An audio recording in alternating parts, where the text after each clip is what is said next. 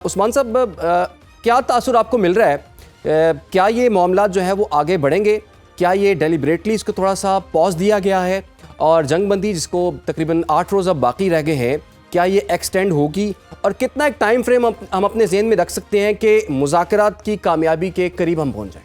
मेरे ख्याल में चीज़ें इतनी सिंपल नहीं, नाजुक हैं, हसास मामला है बहुत ज़्यादा। और ऐसा नहीं, स्पेकुलेट ही हम कर सकते हैं क्योंकि अब बाल जो है वो तो डोनाल्ड ट्रंप के कोर्ट के अंदर है, लेकिन जिस तरह से उनका ट्वीट सामने आया उससे हम इन्फ्रेंस ले सकते हैं। और वो यही है कि पहली दफ़ा उन्होंने पूरा ट्वीट के अंदर कोई दोस्त धमकी उस तरीके से इस्तेमाल नहीं किया, बड़ी शाइस्ता ज़ुबान इस्तेमाल की गई और इस चीज़ की बड़ी अशद ज़रूरत है। देखें, इनके पास ICBMs हैं लेकिन CBMs नहीं हैं। कॉन्फिडेंस बिल्डिंग मैयर्स जो हैं वो लेने बड़े ज़रूरी हैं। एक ऐसे बैकड्रॉप के अंदर ये मुज़ाकरात हुए जहाँ पे स्केप्टिसिज्म बहुत ज़्यादा था। देखें, शकूक व शुबात थे बहुत ज़्यादा, और ये फ्रोज़न कॉन्फ्लिक्ट है। देखें, मुझे अभी भी इसका जो लॉजिक है कॉन्फ्लिक्ट की वो उस तरफ ध्यान देते हुए नज़र नहीं आ रहे। वो ऐसे ही है कि वक्ती तौर के ऊपर आप जो हैं क्रैक्स हैं उसको चाह रहे हैं कि किसी तरीके से मामलात मैनेज हो जाएं, लेकिन फिर ये चीज़ें कल को अनफोल्ड हो जाएंगी। बाकी ये हाईएस्ट लेवल की टॉक्स थी 79 से लेके टिल दिस डे, तो वो बड़ा अप्रिशिएट किया जाना चाहिए कि JD वैंस ने जाते वक्त कोई ऐसी बात नहीं की। जर्मनी में टच डाउन किया तो ऐसा कुछ नहीं था। तो अभी जो गुजरा है पिछले 24 घंटे उसके अंदर तो बड़े मुझे लग रहा है कि हौसला अफजा जो है एक सिनेरियो है, और यही हमें एयर नज़र आती है वहाँ के ऊपर ईरानी कॉन्टेक्स्ट के अंदर। अगर हम देखें तो ईरान भी जो है उनका वजारत ख़ारजा यही बात कर रही है कि कंप्रीहेंसिव डायलॉग होंगे, मरहला वार होंगे, और यही चीज़ पहले भी थी। देखें, पैटर्न है, और जिस तरह से प्रोसेस जो है डिप्लोमेसी को प्रोसेस जिस तरह आप बात कर रहे थे कि ये प्रोसेस है पूरे का पूरा, ये वन फाइन मॉर्निंग चीज़ें होने वाली नहीं है, लेकिन ये रिगरस प्रोसेस के अंदर कॉन्फिडेंस जो मैं कह रहा हूँ बिल्डिंग मैयर उनका होना बड़ा ज़रूरी है।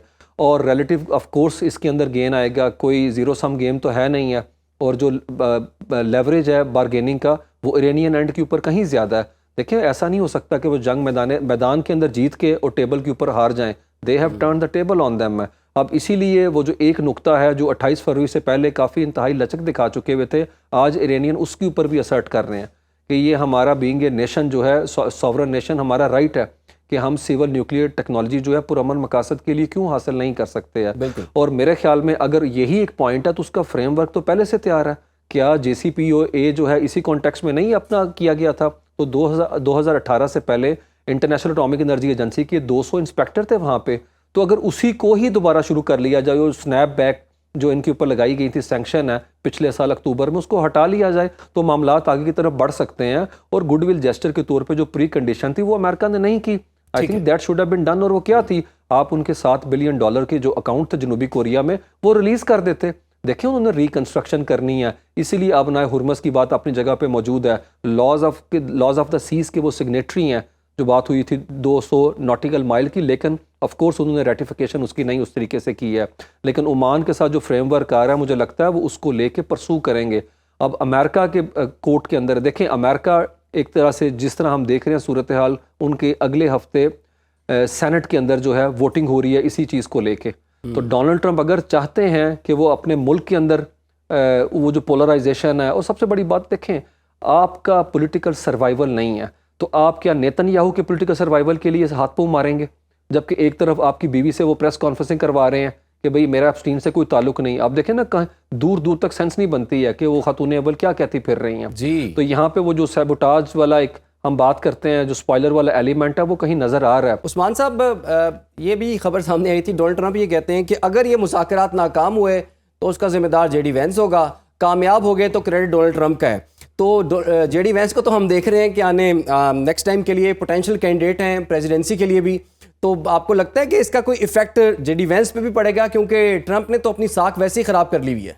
जी, JD वैंस जो है वो नॉन इंटरवेंशनिस्ट हैं, और मेगा बेस जो है वो इस हवाले से उन्हें रिलायबल कंटेंडर के तौर के ऊपर देखती है, और वो ये इम्प्रेशन मेंटेन करने में काफ़ी हद तक कामयाब रहे। उन्होंने उस तरीके से कोई विट्रियोलिक स्पीच नहीं की, हमने देखा ना वो विंडिक्टिव रेस वॉर के अंदर ईरान को लेके 28 फरवरी से लेके अभी तक उनके ट्वीट्स चेक कर लें तो काफ़ी उसके अंदर तदब्बुर और तदबीर और मामला फहमी नज़र आती है। अल्फाज का चुनाव जो है उसके अंदर काफ़ी उन्होंने एहतियात बरती, और बड़ा मुहतात रवैया जो है ना उन्होंने इख्तियार किया इस हवाले से। तो मुझे लगता है नो डाउट वो उस मेगा बेस को ये बताने में कामयाब रहे कि मैंने जो आपके साथ वादा किया था मैं उसको लेके उसी तरीके से इंटैक्ट हूँ उसके हवाले से। तो डोनाल्ड ट्रंप आपको पता आखिरी टर्म है, उसके बाद थर्ड टर्म वो सिक्योर कर नहीं सकते। और कल उन्होंने बड़ी अजीबोगरीब बात की, मैं आपको बताऊँ ना, वो कोई सर पैर नहीं है। हम कोई एक ऐसा मकबूल आदमी नहीं। अभी मैं देख रहा था कि वहाँ पे जिम्बाब्वे में इरानियन एम्बेसी जो है उन्होंने ट्वीट किया कि Trump speak up, we are bored, हम बोर हो रहे हैं, कुछ ना कुछ नया बोलो, क्योंकि वो लाफिंग स्टॉक बन चुके हैं, डोनाल्ड ट्रम्प वहाँ के ऊपर है। तो सूरत हाल इस तरह की है कि डोनाल्ड ट्रम्प के फरमा रहे हैं कि 200 फीट के अंदर जो बंदा भी है जो आया यहाँ के ऊपर वाइट हाउस में, मैं उस सबको माफ़ कर दूंगा, मतलब प्रेसिडेंशियल पार्डन दे के जाऊँगा। और जो उन्होंने किया, आपको याद होगा 2021 के अंदर जो कैपिटल हिल पे जिन्होंने अटैक किया, उन सबको उन्होंने माफ़ कर दिया। तो उनसे तो कोई माकूल बात की तवक्को नहीं की जा सकती। तो मुझे स्पॉइलर डोनाल्ड ट्रम्प खुद भी बड़े नज़र आते हैं। देखिए वो अनहिंज्ड एक मेंटल डिक्लाइन केस है, उसके हवाले से काफ़ी क्लियर है। अगर थोड़ी देर के लिए अपना ट्विटर हैंडल जो है, या सॉरी सोशल ट्रूथ जो है, उसको बंद करके फॉरेन ऑफिस के जो डिप्लोमेट्स हैं उन्हें काम करने दें, तो मुझे लगता है शायद मामला जो है उस समत की तरफ जा सकता है जहाँ के ऊपर दुनिया अमन का रास्ता तक रही है। जी उस्मान साहब, साबिक ईरानी वज़ीर ख़ारजा हैं जवाद ज़रीफ़ साहब, उन्होंने कहा था कि अगर यूरेनियम अफजूदगी छोड़ दी जाए और उसके बदले में ईरान अपने तमाम दीगर मुतालिबात मनवा ले तो ये एक अच्छी ऑफ़र होगी। लेकिन जो हालिया जो क़यादत उनकी पाकिस्तान में मौजूद रही है, बाक़र कालिबाफ की क़यादत में, उन्होंने शायद इसको एक्सेप्ट नहीं किया। तो आपको क्या लगता है कि जो बेहतरीन ऑफ़र की जो बात हो रही थी, तो अगर ऑफ़र यहाँ तक हो कि आप ज़ीरो यूरेनियम अफजूदगी कर दें और आपके बाकी मुतालिबात मान लिए जाते हैं, तो फिर क्या फ़ैसला होना चाहिए? देखिए जी, मेरे ख्याल में जो उन्होंने 40 दिन गुजारे हैं और जो देखे हैं, और फिर एक ऐसे वक्त में जबकि आपने उनकी तमाम वो टियर एलिमिनेट कर दी जो आपके साथ मुज़ाकरात करने की ख्वाहिशमंद थी, तो अब ज़ाहिर बात है हार्ड लाइनर जो हैं वो वहाँ के ऊपर आगे हुए हैं। और ये रिफॉर्मिस्ट थे, हसन रूहानी के साथ है जवाद ज़रीफ़ है। तो मेरे ख्याल में सोच का भी काफ़ी हद तक फ़र्क आया है। और फिर वो देख रहे हैं कि जैसे मैंने कहा, ये फ्रोज़न कॉन्फ्लिक्ट है, ये दोबारा से उन्हें लगता है कि अनफोल्ड होगा, तो हम उस ऑप्शन की तरफ जाते हैं जिसमें लिबिया इराक मॉडल की बजाय इंडिया पाकिस्तान जो है उसको वो एस्पायर कर रहे हैं कि ये ज़्यादा बेहतर है। नॉर्थ कोरिया उनके सामने है।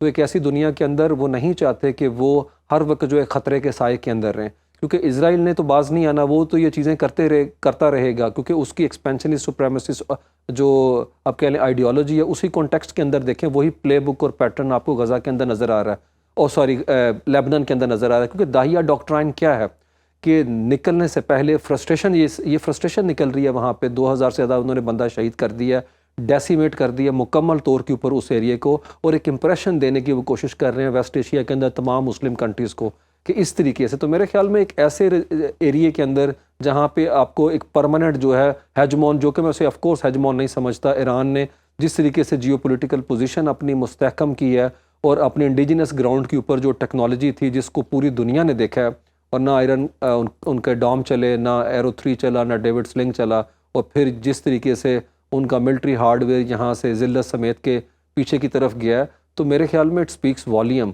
तो ईरानियन नहीं चाहेंगे कि वो जवाद ज़रीफ़ का एक अपना मौक़िफ़ हो सकता है, लेकिन ईरान मेरे ख्याल में ये आप देखें कि ये सबसे पहली चीज़ इसी के साथ तो जुड़ी हुई है कि गारंटी कौन देगा आयरन क्लॉड उन्हें कि वो ये विशियस साइकिल को रिपीट नहीं करेंगे जिसमें जंग है, जिसमें जंगबंदी है और फिर दोबारा से अटैक है।